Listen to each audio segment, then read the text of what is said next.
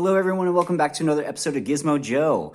Today we're going to be taking a look at a desktop computer that I got for about 30 bucks off of Gumtree. Those of you in America and around the world, Gumtree is kind of like Craigslist. It's a place where people can, post stuff that they have lying around the house and other people can buy it. Anyway, I found this Dell Optiplex 960 for about 30 bucks. Now, there's these essentially are business machines. I guess, educational, bodies like schools and stuff bought them as well. But this one came from a business. As you can see, there's like a little sticker here that the owner tried to get off. I don't know, but obviously that was wherever it came from. Now, the Dell Optiplexes are pretty cool because you can get them for super cheap because there's a million of them out there because, like I said before, educational institutions, businesses, everybody uses these things. They're fairly small. This is one of the sort of mid-sized ones. There's usually about 3 different tiers. There's like the really, really tiny one, and then there's the bigger desktop kind of big chunky guy, and then there's this one which is sort of in the middle. So they still classify this as sort of a small form factor. Now, obviously, I have it laying horizontally, but you could also stand it up vertically as well. It's got rubber feet on the bottom and on the side there, so you can put it whichever way you want. This particular unit has an Intel Core 2 Duo processor, so you're looking at a dual-core guy. I think it's the E8500. I could be wrong, but don't quote me on that. But anyway, it's a Core 2 Duo, so fairly decent. I mean, pretty old processor, but it should be capable of running pretty much all of your basic sort of tasks. So we'll get into that in a minute and why I bought this thing. But anyway, it does have a CD drive, so an optical drive, and it's got USB ports on the front here, obviously a couple ports here. If you flick it around the back, there's 4 USB ports. There's also a bunch of older ports that we'll probably never use for things like older style mice and keyboards, and there's like a serial port in the back and all that sort of junk. We're not going to mess around with any of that stuff. Now, why did I buy this thing? Well, like I said, it was 30 bucks, so it was hard to turn down in the first place. But what I want to do is turn this into an emulation machine. Those of you who have been watching the channel for a while know that I love retro video gaming, and I want something a little more powerful than a Raspberry Pi, so I can run stuff like PlayStation, Dreamcast, GameCube, maybe even some PS2. We'll see how we go. I don't know if I'll get PS2 running on this machine, but we'll try our best. Anyway, let's crack this guy open, take a look at what's on the inside, and look at any potential upgrades that we can do. Okay, so we've cracked open the top, and honestly, it's not much to look at. Like I said, we've got the optical drive right here. Underneath that, or down here, I think, actually sits the hard drive. I believe it's a 500 gig hard drive.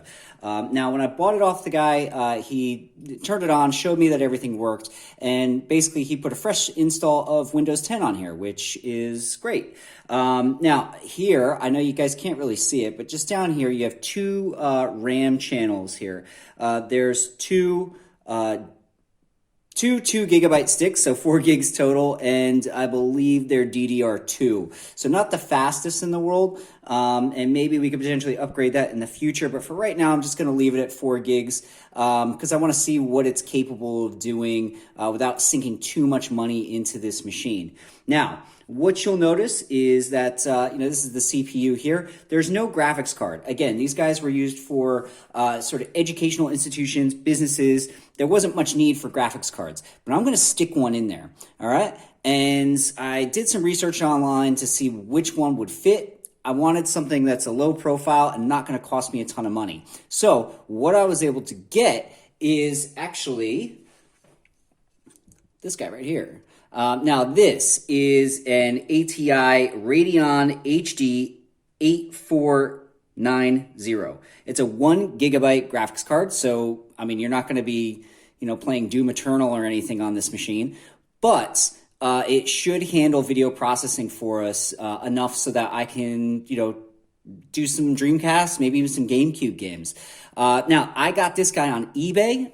It was pulled from a working machine, so it is used, but I got it on eBay for about 16 bucks. Now, I've kept the retailer that I bought it off of on eBay in my watch list. They've increased the price of this particular card to about 20 bucks plus shipping, so it's a little bit more expensive than when I initially got it for, but it's still well worth it if you have a similar sort of machine like this, because this guy is a low profile card. It's going to fit right in that slot right there, and it's going to boost our performance pretty considerably. So let me install that and I'll be right back. Okay guys, so I've installed the graphics card. It's just this guy right here.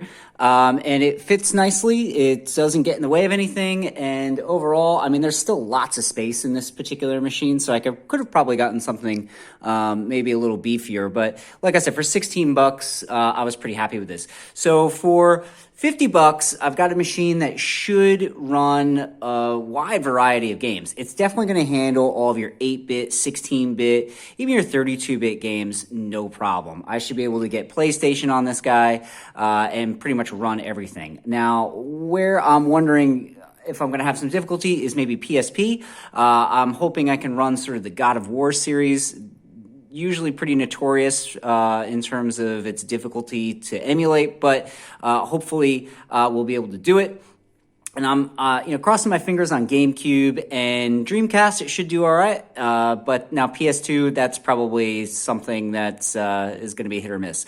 But yeah, super cheap, and as well, you're going to have a computer that's more than capable of handling everyday tasks. So this guy's got Windows 10 on it.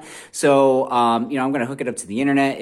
I'm going to put all my office programs and stuff on there, and it's going to be a nice little secondary PC that I could also do a little gaming on. Yeah, so let me hook it up to my TV, because that's the way I'm going to go, and so I can get some awesome gaming at 55 inches or whatever, and we'll see how we go. So stick around.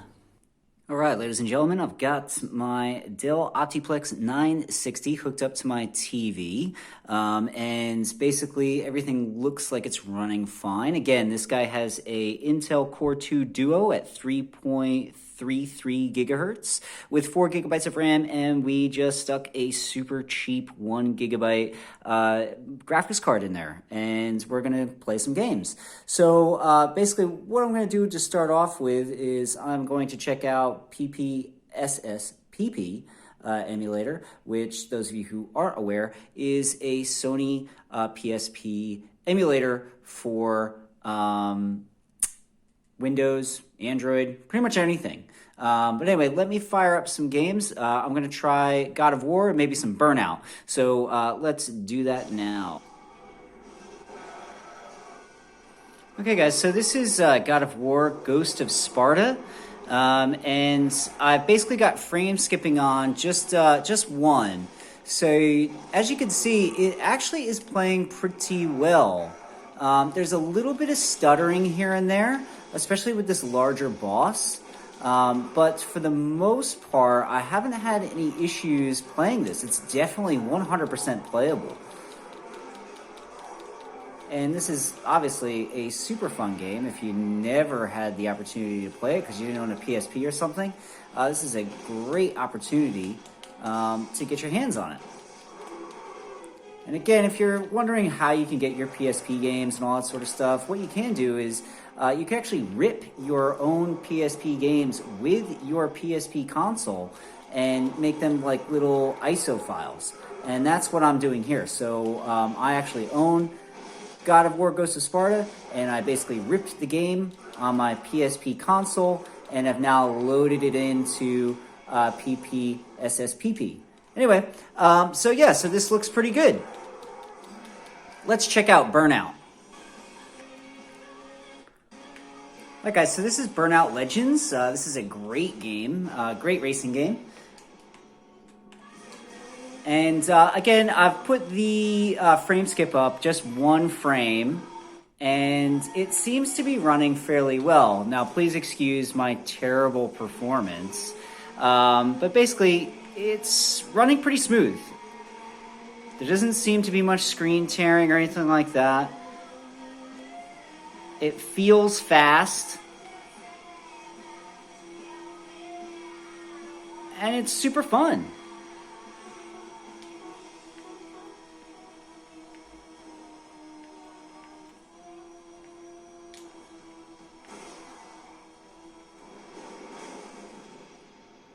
crashed again.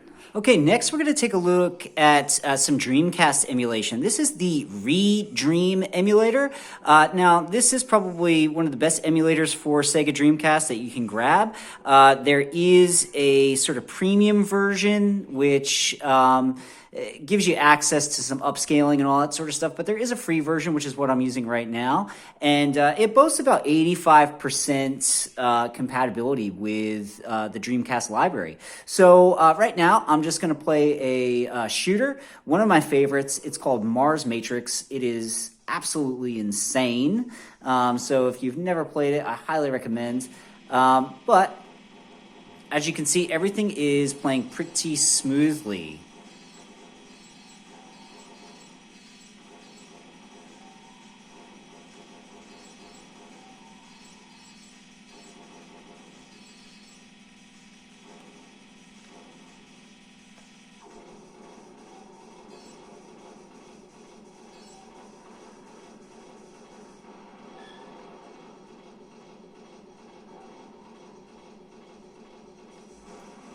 Okay, guys, next we're still on Dreamcast. We're still with the Redream emulator. This is Street Fighter 3 Third Strike. Now, I'm horrible at fighting games, so please do not judge me. But anyway, this particular fighter, it's a 2D fighter. Obviously, everyone knows Street Fighter. But it seems to be playing really well. I don't have any complaints here. Looking pretty good.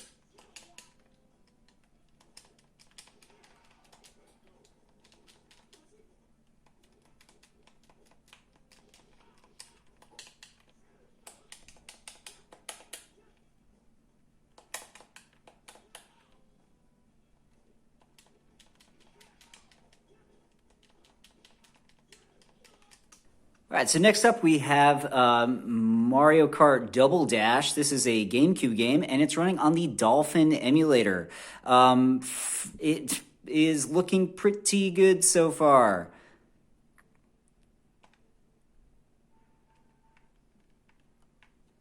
And again, I apologize, I'm not the best Mario Kart player.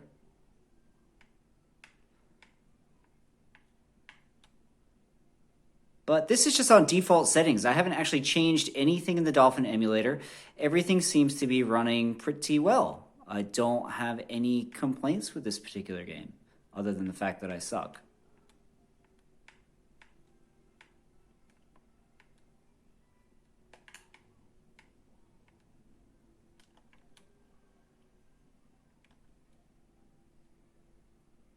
Maybe I'm not as bad as I thought.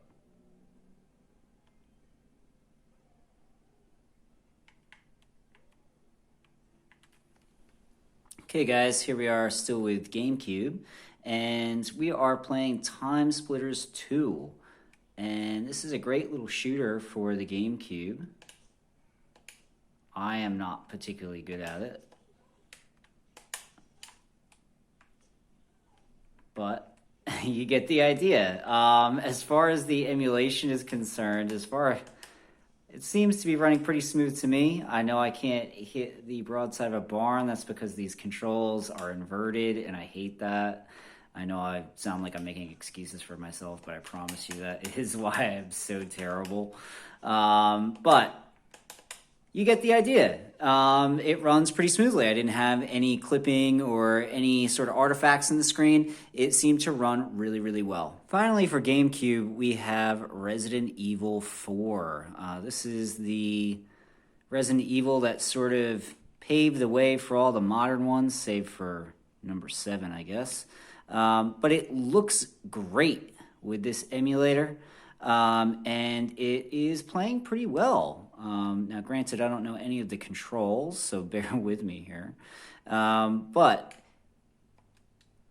everything seems to be running pretty smoothly. Now, granted, I haven't really run into much action yet where we got lots of enemies on the screen. Obviously, this is just the very beginning of the game, so they are not going to overload me too much with stuff. Let's just see this first enemy here, see if we get any sort of slowdown.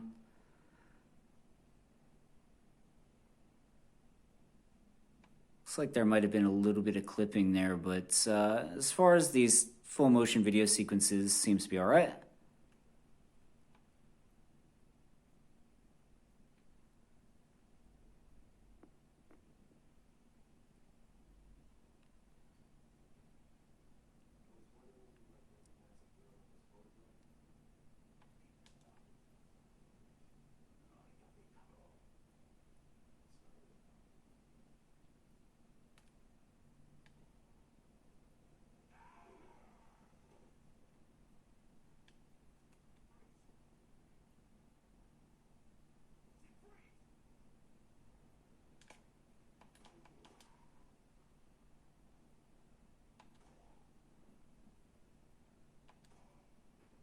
All right, so it seems to be all right. I'm not really experiencing any slowdown, no major artifacts, nothing like that. So pretty happy overall with this little setup. Like I said, this Dell Optiplex 960 all up was about $50, and it's running GameCube, it's running PSP, it is running Dreamcast as well, which is fantastic. Exactly what I wanted it to do.